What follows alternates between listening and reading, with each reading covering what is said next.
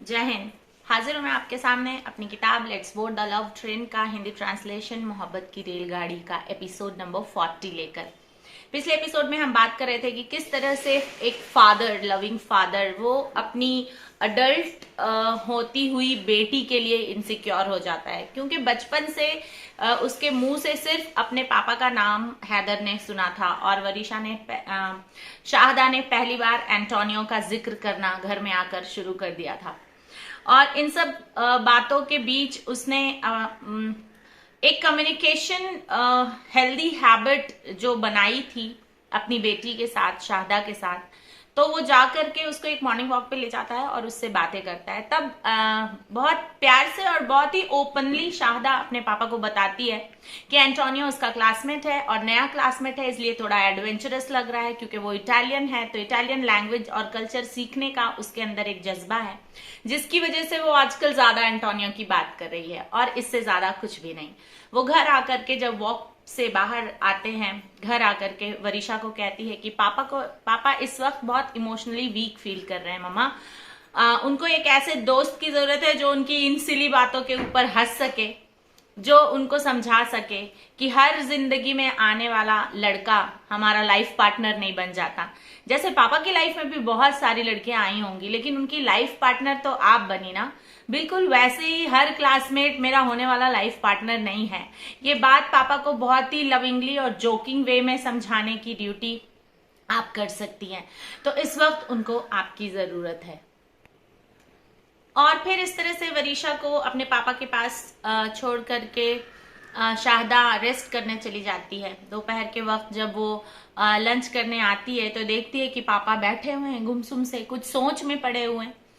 तो वो अपने पापा के पास जाती है और कहती है कि पापा, जिस तरह से बच्चे अपने माँ बाप में हर वक्त फेद करते हैं कि हमारे माँ बाप हमारे साथ कभी बुरा नहीं करेंगे, बिल्कुल वैसे ही माँ बाप को भी अपने बच्चों पे पूरा यकीन होना चाहिए कि वो आपकी परमिशन के बिना कुछ भी गलत नहीं करेंगे। और मैं आपसे वादा करती हूँ कि मैं अपनी जिंदगी में कुछ भी ऐसा काम नहीं करूंगी जिससे आपकी अपब्रिंगिंग डी वैल्यू हो जाए।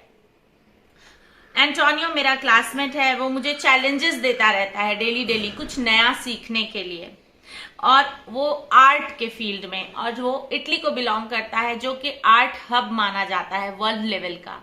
तो उससे बहुत सारी चीजें मैं सीख सकती हूँ और इससे ज्यादा कुछ भी मेरा उससे रिश्ता नहीं है। वो एक ऐसा बंदा है, बहुत ही सिक्योरिटी के साथ मैं उसके साथ चीजें सीख सकती हूँ। बहुत अच्छा इंसान है वो मेरे टीचर का बेटा है और इसलिए बहुत काइंड है, बहुत नरमदिल है हम सब के लिए। सारे लड़के इल मैनर्ड नहीं होते पापा, सारे लड़के बदतमीज नहीं होते। यहाँ आपके जैसे बहुत सारे ऐसे माँ बाप हैं जो दुनिया में अपने बच्चों को अच्छी अपब्रिंगिंग देने के लिए काम कर रहे हैं, और एंटोनियो वैसी ही फैमिली का बच्चा है। इसके साथ ही साथ मैं ये भी समझती हूँ कि मेरी लिमिटेशंस क्या है और मुझे मेरी मॉरल डिमार्केशंस पता है कि मुझे किस हद तक सामने वाले से आगे बढ़ना है। ये सारी बातें शाहदा की सुन करके हैदर बहुत गहरी सोच में पड़ जाता है और उसका सेल्फ कंट्रोल्ड बिहेवियर देख करके हैदर उसके सर पे हाथ रखता है और उसको बहुत सारी दुआएं देता है। वो उसको गले लगाता है और उसके फोरहेड पे, इसे उर्दू में पेशानी कहा जाता है, उस पे बोसा लेता है, मतलब उसको यहाँ पे किस करके अपनी ब्लेसिंग देता है। कहते हैं कि ये एरिया जो है जहाँ पे हम बिंदियां लगाया करते हैं वो सेंटर पॉइंट होता है हमारी पॉजिटिव थॉट्स का, और जब माँ बाप पेशानी पे बच्चों को बोसा दिया करते हैं तो उनकी जो पॉजिटिव वाइब्स होती है वो बच्चे के अंदर ट्रांसफर होती है। इसलिए ये बहुत अच्छा कल्चर है हमारे इंडिया में बच्चों को पेशानी पे बोसा देने का, और इसको करते रहिए, इससे हमारी पॉजिटिविटी बच्चे के अंदर ट्रांसफर होती है। धीरे धीरे ये सारे बच्चे ग्रेड 12 के बोर्ड के एग्जाम को अपने हार्डवर्क, बहुत अच्छी प्रिपरेशन मैनेजमेंट के साथ, टीम वर्क के साथ प्रोजेक्ट्स करते हुए, सोशल टुगेदरनेस अपने एनवायरनमेंट में स्कूल के सीखते हुए और इमोशनल स्ट्रेंथ बढ़ाते हुए, क्योंकि जब जितना ज्यादा हम सोसाइटी में इन्वॉल्व होते हैं उतने ज्यादा हम तरह तरह के लोगों से मिलते हैं, उनके बिहेवियर रीडिंग करते हैं, उनको समझते हैं और इस तरह से हमारा इमोशनल स्ट्रेंथ बढ़ता है। अगर आपने देखा होगा किसी बच्चे को जिंदगी भर अपना एक कॉम्पैक्ट सा एनवायरनमेंट बना के जो रहता है, बाहर नहीं निकलता, किसी से बात नहीं करता, किसी से चाहे लड़का हो या चाहे लड़की, और बोलते हैं कि हम बहुत रिजर्व नेचर के हैं। एक्चुअली में वो रिजर्व नेचर नहीं होता, उनके अंदर सोशल स्किल्स की कमी होती है जो सही वक्त पे हम इन्फ्यूज नहीं कर पाते हैं बच्चों में। और नहीं तो कोई भी इंसान ऐसा नहीं होता दुनिया में जो किसी से इंटरैक्ट करने से घबराए। पहला रीजन तो ये होता है कि उस बच्चे की सोशल स्किल को डेवलप नहीं किया जाता है फैमिली के जरिए, स्कूल के जरिए। दूसरा रीजन ये होता है कि कुछ ज्यादा ही सोशल एक्सपोजर उस बच्चे को हो रखा होता है कि वो समझ जाता है कि किस हद तक हमें सोशल एक्सपोजर करना है। तीसरा रीजन ये होता है कि वो बच्चा बहुत ही सेल्फ डिसिप्लिन होता है और उसका टाइम मैनेजमेंट इतना स्ट्रांग होता है कि वो सोसाइटी को देने के लिए उसके पास सिर्फ आधा घंटा या 1 घंटा दिन में डेजिग्नेटेड होता है, तो वो बहुत ज्यादा सोशल बटरफ्लाई नहीं बनता वो बच्चा। चौथा रीजन ये होता है कि उसकी लाइफ में बहुत स्ट्रगल चल रहे होते हैं और वो अपने स्ट्रगल्स में ही फंसा होता है, तो उसको फुर्सत नहीं होती है बाहर निकल करके चीजों को बाकी चीजों की तरफ ध्यान देने की। और उससे भी सबसे बड़ा इम्पॉर्टेंट रीजन ये हो सकता है कि उस बच्चे ने कहीं ना कहीं बहुत ज्यादा सोशल होने की वजह से बहुत ज्यादा क्रिटिसिज्म अपनी लाइफ में फेस किया है। और ये सब रीजन कलेक्टिवली किसी इंसान को बहुत ही रिजर्व नेचर का बना देते हैं। आपने किसी बच्चे को नहीं देखा होगा कि वो बड़ा रिजर्व है, कोने में अकेला बैठा है, अकेले खेल रहा है।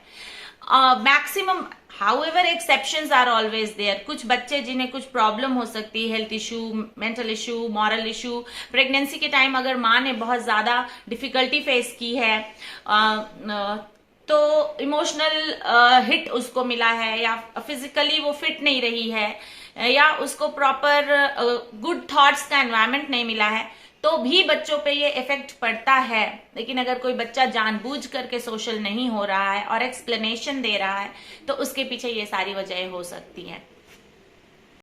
और ये जो सारी स्किल्स बच्चों के अंदर स्कूल और कॉलेज डेवलप कर रहे हैं वो बहुत ज्यादा जरूरी है कॉर्पोरेट वर्ल्ड की जॉब में। एंटोनियो जो है वो बहुत गुड एक्सपीरियंस, उसको बहुत अच्छे अनुभव होते हैं। वो फॉरेन स्टूडेंट होता है, इटली का रहने वाला होता है और उसके लिए बहुत सारे दरवाजे खुल जाते हैं वर्ल्ड लेवल के असाइनमेंट्स मिलने के फ्यूचर में। क्यों? क्योंकि वो इंडिया में पढ़ने की वजह से उसने यहाँ की लैंग्वेज सीख ली, हिंदी भी सीख ली और इंग्लिश भी। इंग्लिश जो है वो ग्लोबल लैंग्वेज आजकल कही जाती है, क्योंकि जितने भी सारे देश हैं वर्ल्ड में, हर देश की लैंग्वेज हम बारी बारी से सीखें तो एक उम्र गुजर जाएगी इन सारी लैंग्वेज में महारत हासिल करते करते। तो उससे सबसे इजी तरीका है कि एक लैंग्वेज इंग्लिश आप सीख लीजिए और वो मैक्सिमम कंट्रीज को कनेक्ट कर देती है।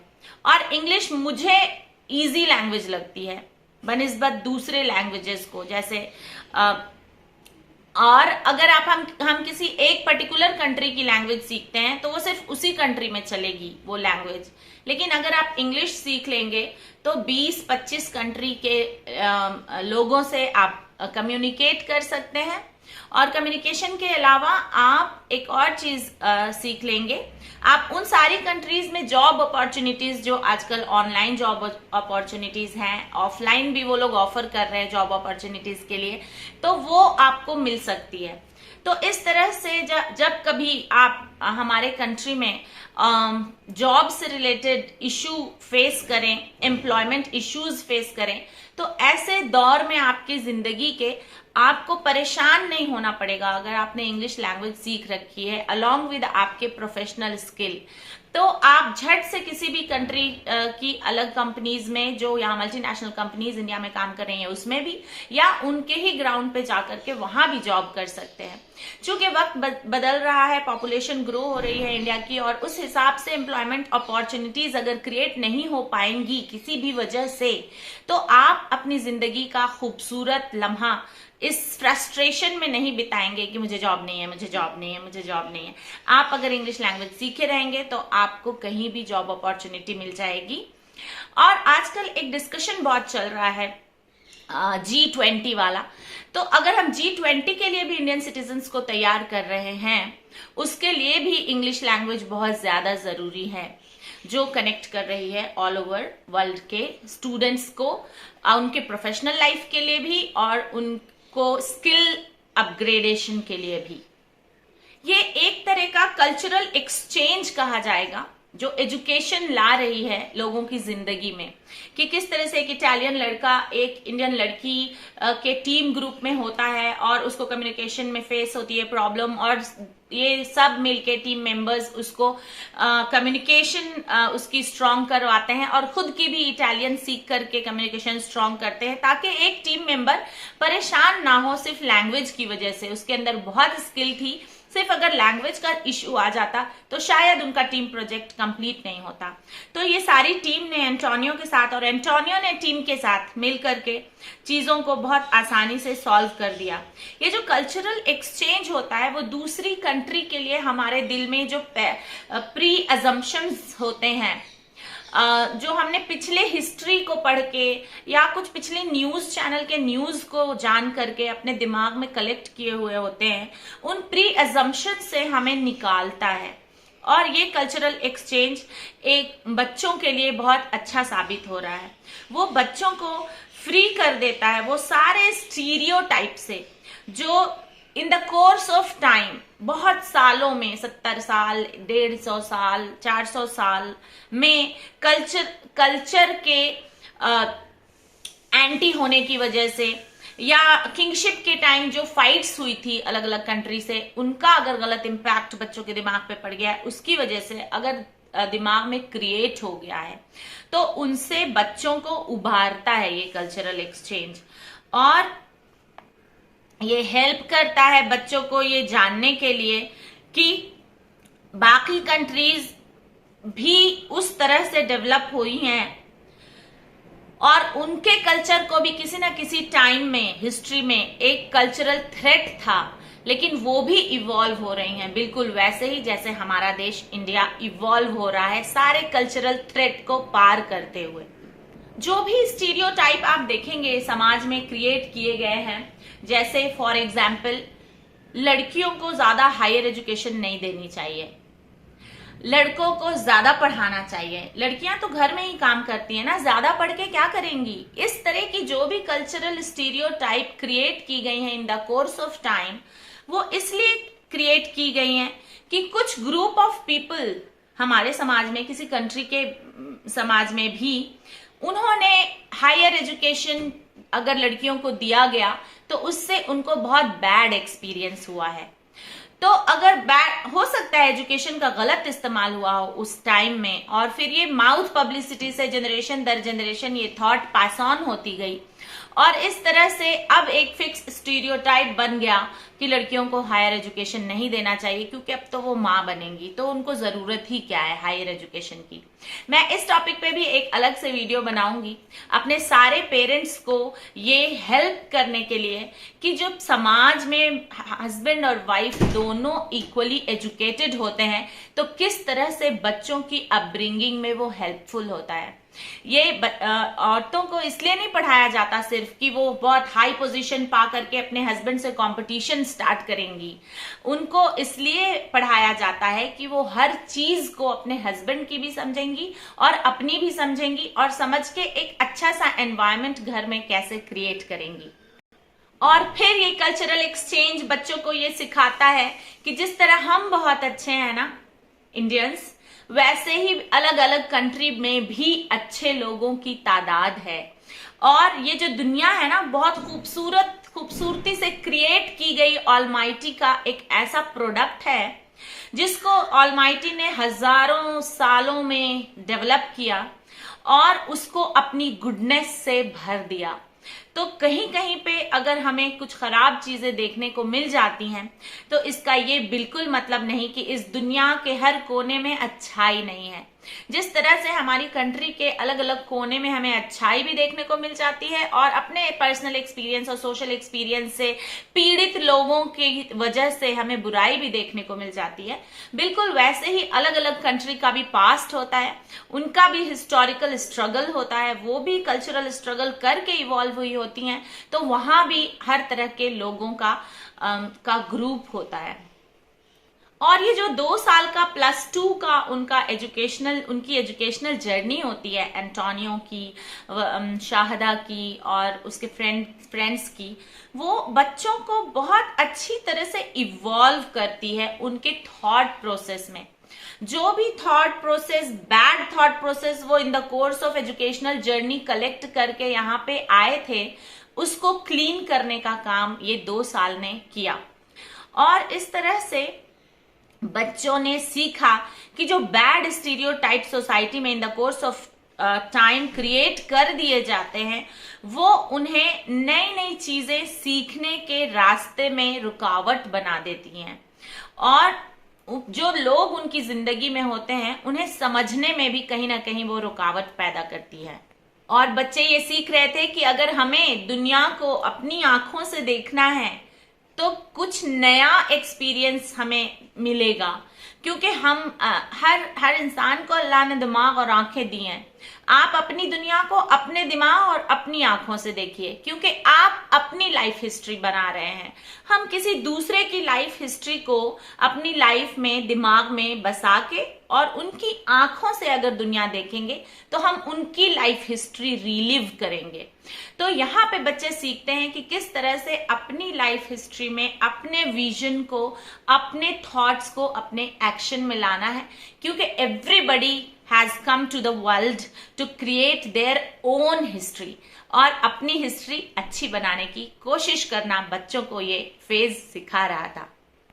और वो ये भी सीख रहे थे कि किस तरह से ये बैड स्टीरियोटाइप का जो फ्रेम बना दिया गया है सोसाइटी में, उसको किस तरह से कुछ पास्ट पुअर एक्सपीरियंस के बेसिस पे बनाया गया है, उसको किस तरह से अब तोड़ना है और दुनिया को नई फ्रेश आंखों, विजन और एक्सपीरियंस से हमें देखना है। 12th बोर्ड का एग्जाम होने के बाद ये सारे बच्चे बहुत ही फ्लाइंग कलर्स से पास हो जाते हैं और एक दूसरे की अच्छी मेमोरी और एक दूसरे के बारे में अच्छे ख्यालात अपने दिमाग में संजोते हुए अलग हो जाते हैं और अपनी हायर स्टडीज के लिए अलग अलग जगह चले जाते हैं। शाहदा मुंबई यूनिवर्सिटी चली जाती है फाइन आर्ट्स में ग्रेजुएशन करने के लिए और वो चाहती है एक फेमस आर्टिस्ट बनना जो रिप्रेजेंट करे अपनी स्किल को as Indian, famous pictorial books बना करके, जिस बुक को वर्ल्ड की इंटरनेशनल लाइब्रेरीज में रखा जाए और वो बुक कहीं ना कहीं कल्चरल एमलगमेशन और कल्चरल यूनिटी का सिंबल बने। ये टारगेट था शाहदा का फाइन आर्ट्स करने के पीछे। जबकि एंटोनिया बनारस हिंदू यूनिवर्सिटी के फाइन आर्ट्स डिपार्टमेंट में एडमिशन लेता है ग्रेजुएशन के लिए और उसको स्टडी करनी होती है एंशियंट पेंटिंग ऑफ इंडिया। तो बनारस यूनिवर्सिटी जो है वो एंशियंट इंडियन स्टडीज के लिए हर फील्ड में बहुत अच्छी मानी जाती है। वहां पे बहुत सारे रिसोर्सेज रखे हुए हैं वहां की लाइब्रेरी में, जो ओरिजिनल रिसोर्सेज हैं जिनको पढ़ करके लोग रिसर्च भी किया करते हैं। तो इस तरह से उसने ये चूज किया था एंटोनियो ने, और वो चाहता था एक ऐसा कैरेक्टर डिजाइनर बनना एनिमेशन इंडस्ट्री में जो रिप्रेजेंट करे लेजेंड्स ऑफ इंडिया की स्टोरीज एनिमेशन वर्ल्ड में। आपने देखा होगा एनिमेशन कार्टून सीरियल्स में तरह तरह के लेजेंड आपको देखने को मिलते हैं, छोटा भीम और एटसेट्रा एटसेट्रा। तो एंटोनियो का ये टारगेट था कि सिर्फ छोटा भीम ही नहीं और कृष्णा ही नहीं, इंडिया में ऐसे ऐसे लेजेंड्स हुए हैं जिनको अगर कार्टून कैरेक्टर के जरिए उतारा जाए तो इंडिया के जो बच्चे हैं वो उनको बहुत ज्यादा रिस्पेक्ट देना शुरू करेंगे और अपनी कल्चर से बहुत ज्यादा ब्लेस्ड फील करना शुरू करेंगे। और इसके साथ ही साथ एंटोनियो को एडमायर करना शुरू करेंगे कि इटली का होते हुए एंटोनियो ने किस तरह से इंडिया के लेजेंड्स को इतनी इंपॉर्टेंस दी अपने प्रोफेशन में और किस तरह से वो इंडिया को आगे ले जाने के लिए काम कर रहा है। तो यहाँ पे बनेगा एक वर्ल्ड ब्रदरहुड, वसुधैव कुटुंबकम, बहुत फेमस हो रहा है आजकल ये G20 के थ्रू। तो ये जो पूरी दुनिया है वो उसकी बनाई हुई है। ऑलमाइटी को तो हमने देखा नहीं कभी, हम तो बस उसकी ही बनाई हुई कहते हैं। वो है, वो एग्जिस्ट कर रहा है, इसका मैक्सिमम लोगों को यकीन है। तो जो दुनिया उसने बहुत खूबसूरत सी बनाई है, उसको अपने विचारों से और अपने एक्शन से बड़ी खूबसूरती से संजोने का डिसीजन एंटोनियो ने लिया। और ये होता है आर्ट का मेन मोटो। हम जिंदगी को कैसे खूबसूरत बनाते हैं, इसकी पूरी जो जिम्मेदारी होती है ना, वो आर्ट्स स्ट्रीम की होती है। क्योंकि बाकी स्ट्रीम्स जो होते हैं, आप साइंस देख लीजिए, आप मैथमेटिक्स देख लीजिए, वो अलग अलग स्ट्रीम में काम कर रहे होते हैं। वो डेवलपमेंट फील्ड में काम करते हैं, technological development, scientific development, inventions के फील्ड में। और इस तरह से जब वो आप समाज को हेल्प कर रहे होते हैं डिफरेंट इन्वेंशन से, डॉक्टर बन के उनकी सर्विस कर रहे होते हैं, सेवा कर रहे होते हैं, इंजीनियर बन के बड़े बड़े पुल बनाया करते हैं, और इंजीनियर बन के नए नए सॉफ्टवेयर डेवलप करते हैं जो लोगों को आसानियां पैदा करें लोगों की जिंदगी में। जैसे कि ओला है, उबर है, पहले ऑटो नहीं मिला करती थी, अभी कितनी आराम से हम बस एक क्लिक पे हमें ऑटो मिल जाता है, कन्वेंस मिल जाता है, हम अपने वर्क प्लेस के लिए लेट नहीं होते। तो इस तरह की चीजें जब साइंस और मैथमेटिक्स फील्ड के स्टूडेंट्स समाज को हेल्प करने में लगे होते हैं, तो वहां पे आर्ट स्ट्रीम वाले बच्चे उसको खूबसूरती बिखेरने में लगे होते हैं। जैसे अगर कोई कैब डिजाइन करनी है, तो उसका डिजाइन कैसा होगा कैब का, और किस तरह से एस्थेटिक्स का एमलगमेशन टेक्नोलॉजी के साथ होगा। अगर पुल बनाया जा रहा है, एक सीधा पुल भी बनाया जा सकता है, एक बहुत अच्छा सा आर्च वाला और प्यारा सा पुल भी बनाया जा सकता है। तो ये एस्थेटिक्स ऐड करने का काम लाइफ में आर्ट स्ट्रीम के स्टूडेंट्स करते हैं। तो बीइंग अ टीचर मैं हमेशा बच्चों को समझाती हूँ कि कोई भी स्ट्रीम बड़ा या छोटा नहीं होता, हर स्ट्रीम अपनी अपनी नॉलेज से दुनिया को खूबसूरत बनाने में लगा हुआ है। तो जो भी स्ट्रीम आपको पसंद है, आप उसको जरूर चुनिए और उसमें अपना करियर जरूर बनाइए, वो आपको खुशी देगा। आगे बढ़ती हूं। ये जो स्टेशन था बच्चों की लाइफ का, 12th ग्रेड तक पार होने का जो स्टेशन है, जिसको मैंने नाम दिया था इस्थमस। इस्थमस जो जोड़ती है दो जनरेशन को एक पतली सी स्ट्रिप से, और ये स्ट्रिप जो होती है वो पेरेंट होते हैं। एजुकेशन के जरिए दो जनरेशन को जोड़ने का काम बच्चों को सिखा रहे होते हैं अपने ट्रेनिंग सेशन में, अपने ट्रेनिंग ड्यूरेशन में एज ए पेरेंट। तो यहाँ पे बच्चे सीखते हैं किस तरह से नए नए चैलेंजेस जिंदगी में आने वाले जो हैं उनकी जिंदगी में, उसको समझना और उन सारी चैलेंजेस को ओवरकम करना, ताकि वो अपनी जिंदगी के कैनवस को बहुत ही प्यार से और ब्यूटीफुली पेंट कर सके अपने अच्छे एक्सपीरियंस के साथ। जहां पे बच्चे ग्रो हो रहे थे और चीजें सीख रहे थे, पेरेंट्स जो हैं वो भी ग्रो हो रहे थे अपने एक्सपीरियंस में, उनको एक्सप्लेन करते करते चीजें वो भी अपने एक्सपीरियंस और विजडम में ग्रो हो रहे थे, ताकि वो